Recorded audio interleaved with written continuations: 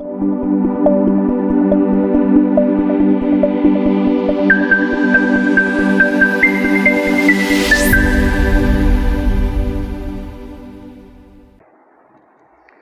امت کا پہلا لشکر جو کیسر کے شہر کے لیے جنگ کرے گا ان کے لیے مغفرت کر دی گئی. حوالہ حدیث نمبر 2924 کا. یہ 2924 میں آپ کو پڑھ کے بتا رہا ہوں. عبادہ بن صامت یعنی عمیر بن اسود انسی کہتے ہیں کہ وہ عبادہ بن صامت رضی اللہ عنہ کی خدمت میں حاضر ہوئے. آپ کا قیام ساحل ہمس پر اپنے ہی ایک مکان میں تھا اور آپ کے ساتھ ام حرام رضی اللہ عنہا بھی تھی.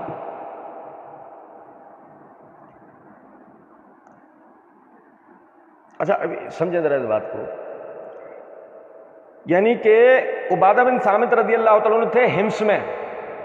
کہاں تھے بھائی میرے؟ ہمس کہاں ہے؟ شام میں. ادھر ہے. اچھا اب سنیں ذرا بات, یہ ذہن میں رکھیے گا. مرزا جی نے اس روایت کو درج نہیں, اس روایت کو پوری دکھا نہیں. ہو سکتا ہے مرزا جی کو نقطہ پتا ہو, یا ہو سکتا ہے کہ مرزا جی یعنی کہ پتہ تو تھا نہیں ان کو جملہ, اتنا جو ہے وہ جملہ لکھ دیا کہ میرا مدعا یعنی میرا جو دعویٰ اس سال ہو جائے گا. کہتے ہیں عمر نے بیان کیا کہ ہمس ام حرام رضی اللہ عنہا نے بیان کیا کہ میں نے نبی اکرم صلی اللہ علیہ وسلم سے سنا ہے کہ آپ نے فرمایا تھا میری امت کا سب سے پہلا لشکر جو دریائے سفر کر کے جہاد کے لیے جائے گا, اس نے یعنی کہ یہاں بریکٹ میں وحید الزما کے ترجمے میں لکھا ہے کہ اپنے لیے اللہ تعالیٰ کی رحمت و مغفرت واجب کر لی. ام حرام رضی اللہ عنہا نے بیان کیا کہ میں نے کہا تھا یا رسول اللہ صلی اللہ علیہ وسلم کیا میں بھی ان کے ساتھ ہوں گی؟ آپ نے فرمایا ہاں تم بھی ان کے ساتھ ہوگی, ہاں تم بھی ان کے ساتھ ہوگی. پھر نبی کریم صلی اللہ علیہ وسلم نے فرمایا سب سے پہلا لشکر میری امت کا جو کیسر کے شہر پر چڑھائی کرے گا ان کی مغفرت ہوگی, ان کی مغفرت ہوگی. میں نے کہا میں بھی ان کے ساتھ ہوں گی یا رسول اللہ, تو آپ نے فرمایا کہ نہیں, تو ان کے ساتھ نہیں ہوگی. اچھا دیکھیں اب حدیث میں الفاظ تھے اول جیش من امتی یغزون البحر قد اوجب, وہ پہلا لشکر جو سمندری جہاد کرے گا اس کو پر واجب کر دی گئی, واجب کر دی گئی, جنت واجب کر دی گئی. یہ بھی ہم فتح الباری کے والے سے پڑھیں گے. پھر رسول اللہ صلی اللہ علیہ وسلم کہہ رہے ہیں اول جیش من امتی یغزون مدینہ کیسر مغفور لہم, وہ پہلا لشکر, یار آپ سمجھ ہی نہیں رہے, عربی میں لفظ ہے اول جیش من امتی یغزون مدینہ کیسر مغفور لہم. پہلے الفاظ ہیں اول جیش من امتی یغزون البحر, وہ پہلا لشکر جو سمندری جہاد کرے گا کیسر کے شہر تک پہنچے گا. نہیں بحث اس کی نہیں ہے, بحث یہ ہے کہ وہ کیا کرے گا. پھر دوسرے جملے میں آپ کہہ رہے ہیں اول جیش من امتی یغزون مدینہ کیسر مغفور لہم, اور وہ پہلا لشکر جو کیسر کے شہر پر چڑھائی کرے گا وہ مغفرت شدہ, یعنی اس کی مغفرت ہوگی. لفظ تو دو جگہ اول کے ہیں, اول و آخر کے تو نہیں ہے. یہ ذہن میں رہے گا, ذہن میں رکھنا بھی کام آئے گا. سنو اچھا جی اب دیکھیں غور طلب نکتہ ہے.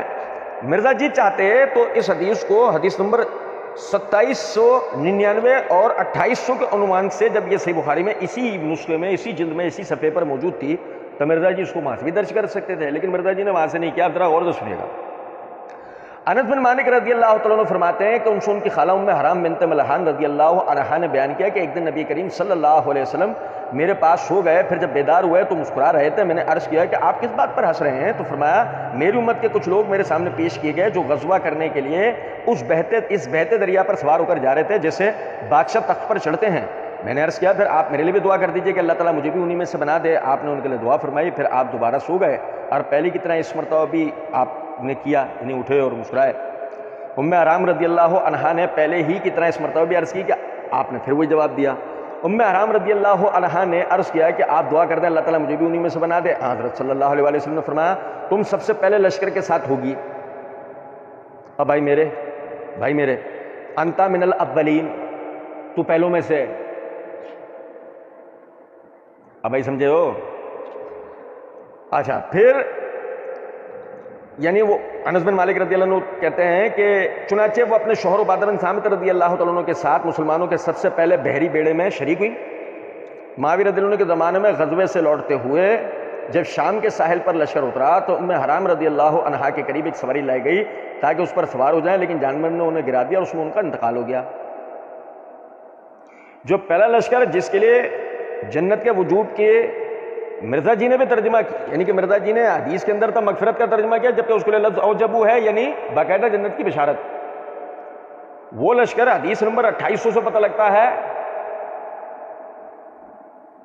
اب بھائی سنو، ما رکب المسلمون اول ما رکب المسلمون البحر مع معاویہ، وہ سب سے پہلا لشکر جس نے سمندری جہاد کیا وہ معاویہ کے ساتھ ہے. تب پہلے لشکر میں جو بشارت تھی وہ کس کے لیے تھی؟ بشمول معاویہ رضی اللہ تعالیٰ عنہ. چلو یزید پر تو فرض کریں فٹ کرنا علمی غلطی تھی، لیکن آپ نے بتا پہلے لشکر میں جن پر واجب کر دی گئی وہ کون کون ہے؟ اور بھائی میرے نہیں سمجھے کچھ بات کو؟ چلے یہاں تک بات ہو گئی. اب مرزا جی نے آگے وہ جو علمی تحقیق بتائی نا ذرا وہ سنیے گا ذرا بات. اس علمی تحقیق سے بالکل آسان سا نتیجہ نکلتا ہے. اب وہ آسان سی تحقیق کو ذرا سنیے گا. کہتے ہیں 2 کے تحت ابو عمران تابعی رحمہ اللہ کا بیان ہے، ہم قسطنطنیہ پہ حملے کے لیے روم پہنچے، ہمارے امیر لشکر عبد الرحمن بن خالد بن ولید رحمہ اللہ تھے. وہاں سیدنا ابو ایوب انصاری رضی اللہ عنہ نے ہمیں ایک آیت کی تفسیر سمجھائی، پھر آپ اللہ جل جلالہ کی راہ میں جہاد میں شریک ہوتے رہے اور بالآخر قسطنطنیہ میں دفن ہوئے. سنن ابی داؤد حدیث نمبر 2512. اچھا جناب علی سمجھے گا ذرا بات کو. یہ میرا آتنا سنن ابی داؤد ہے، اس کی جلد نمبر 2 کا صفحہ نمبر 335 336 ہے، ہمارے نسخے کے مطابق حدیث نمبر 640 ہے. کتاب الجہاد ہے، امام ابو داؤد اس کو اس باب کے تحت لائیں، باب فی قولہ عز وجل ولا تلقوا بایدیکم الی التہلکہ. اسلم ابو عمران سے روایت ہے کہ ہم لوگ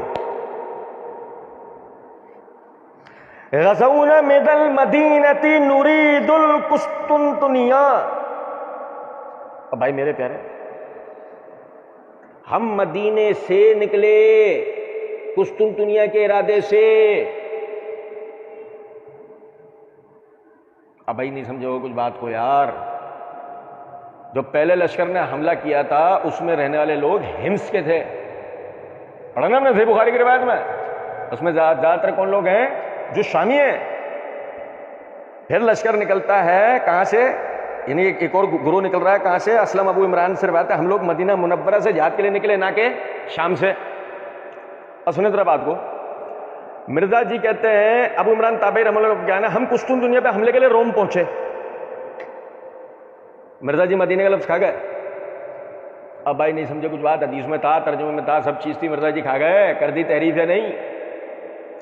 وہ کہتے ہیں کہ ہم لوگ مدینہ منورہ سے جہاد کے لیے نکلے اور ہمارا ارادہ قسطنطنیہ تھا. مسلمانوں کی جماعت کے امیر عبد الرحمن بن خالد بن ولید رحمہ اللہ تھے اور روم کے کفار شہر کی دیوار سے اپنی پشت لگائے ہوئے تھے، یعنی ہم لوگوں کی آمد کے انتظار میں کھڑے ہوئے تھے اور ہم پر حملے کے منتظر تھے. کہ اتنے میں ہم لوگوں میں سے ایک شخص نے دشمن پر ہتھیار اٹھانا چاہا. لوگوں نے کہا چھوڑو چھوڑو لا الہ الا اللہ، تم اپنی جان کو ہلاکت و بربادی میں ڈالتے ہو. اس وقت حضرت ابو ایوب نے کہا یہ آیت کریمہ تو ہم لوگوں کی قوم انصار کی شان میں نازل ہوئی ہے. جب اللہ تعالیٰ نے اپنے پیغمبر کی مدد فرمائی اور دین اسلام کو غلبہ عطا فرمایا تو ہم لوگوں نے اپنے دل میں کہا کہ اب جہاد کی کیا ضرورت ہے، اپنے اموال میں رہیں اور ان کو درست کریں، جہاد چھوڑ دیں. اس پر اللہ تعالیٰ نے آیت کریمہ وانفقوا فی سبیل اللہ نازل فرمائی. یعنی لوگوں خرچ کرو، اپنی جانوں کو ہلاکت میں نہ ڈالو. جانوں کو ہلاکت میں ڈالنا یہ ہے کہ اپنے مالوں میں مشغول رہیں اور اسی کی فکر میں لگے رہیں اور جہاد ترک کر دیں. ابو عمران نے بیان کیا کہ پھر ابو ایوب اللہ کی راہ میں جہاد کرتے رہے یہاں تک کہ وہ قسطنطنیہ میں مدفون ہوئے. اب سمجھے ذرا اس بات کو. جزوی ٹکڑیاں، جزوی گروہ، جزوی لشکر جو مختلف علاقوں سے نکلے اور ان کا مین ایک کمانڈر بنا. مین کمانڈر ان جزوی کمانڈروں کے اوپر جو مین کمانڈر تھا وہ کون تھا؟ ابھی وہ باقی ہے. مین کمانڈر وہ کون تھا؟ وہ ابھی باقی ہے. جزوی طور پر مدینہ منورہ سے نکلنے والا لشکر جو جا کے بڑے لشکر کے ساتھ شامل ہوگا اس کے امیر کون تھے؟ عبد الرحمن بن خالد بن ولید. مرزا جی نے اسے کیا بنا دیا؟ مدینہ نکال کے. اچھا اب کوئی کہے نہیں جی یہ بات اس طرح نہیں، کیونکہ وہ کہتے ہیں مسلمانوں کی جماعت کا امیر. بھائی سنو ذرا، وہ علی الجماعت کا لفظ ہے. وہ علی الجماعت عبد الرحمن میں عربی برت پڑھ بتاتا ہوں. وہ کہتے ہیں کہ غزونا من المدینۃ نرید القسطنطنیہ وعلی الجماعت عبد الرحمن بن خالد بن ولید. ہم لوگ نکلے مدینے سے قسطنطنیہ کے ارادے سے اور جماعت کے اوپر عبد الرحمن بن خالد بن ولید تھے. یہ ہے عبارت.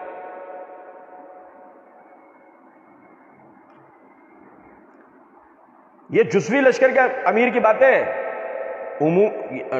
عام جو لشکر ہے اس کے امیر کی بات نہیں ہو رہی ہے. اور سنو اب اس کی دوسری دلیل. یہ میں نے سن نسائی امام سن کبرا امام نسائی کی، اس کی جلد نمبر 6 کے صفحہ نمبر 299 میں کتاب التفسیر میں حدیث نمبر 11029 ہے 11,000. اور سنو بھائی، وہی اسلم ابو عمران بیان کرتے ہیں کننا بالقسطنطنیہ، ہم قسطنطنیہ میں تھے، والا اہل مصر عقبہ بن عامر، مصر والے لشکروں کے امیر عقبہ بن عامر تھے، والا اہل شام فضالہ بن عبید، اور اہل شام کے جزوی لشکر کے امیر کون تھے؟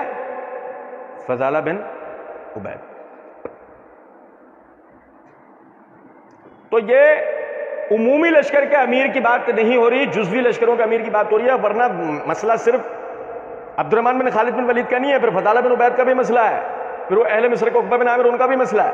بتاؤ تینوں میں سے کون امیر تھا؟ یہ تین امیر تھے. کچھ سمجھ میں آ رہی ہے بات یا نہیں؟ بات یہ نا کہ مرزا جی نے مدینے کا لفظ ہی اڑا دیا نا، کہ جس سے بات سمجھ میں آتی. ٹھیک، اب آگے دیکھیں مرزا جی کیا کہتے ہیں. مرزا جی کہتے ہیں کہ ترجمہ سے حدیث، سیدنا ابو ایوب انصاری رضی اللہ عنہ روم میں اس لشکر میں فوت ہوئے جس میں امیر لشکر یزید بن معاویہ تھا. مرزا جی نے اس کے لیے حوالہ دیا صحیح بخاری حدیث نمبر 1186 کا،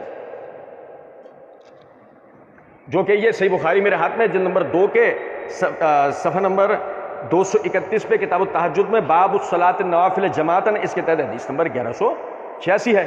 اب اس میں باقاعدہ الفاظ ہیں، قال محمود بن ربیع فحدثتها قوم فیہم ابو ایوب انصاری صاحب رسول اللہ صلی اللہ علیہ وسلم. ہمیں ایک قوم نے حدیث بیان کی کہ جس میں ابو ایوب انصاری رسول اللہ صلی اللہ علیہ وسلم کے صحابی میں موجود ہے، فی غزوۃ التی توفیھا فیھا، کہ ابو ایوب انصاری صاحب رسول اس لشکر میں کہ جس میں ان کا وفات ہوا، وہ یزید بن معاویہ علیہم بارض الروم، اور اس وقت رومی اس لشکر کے سردار وہ کون تھے؟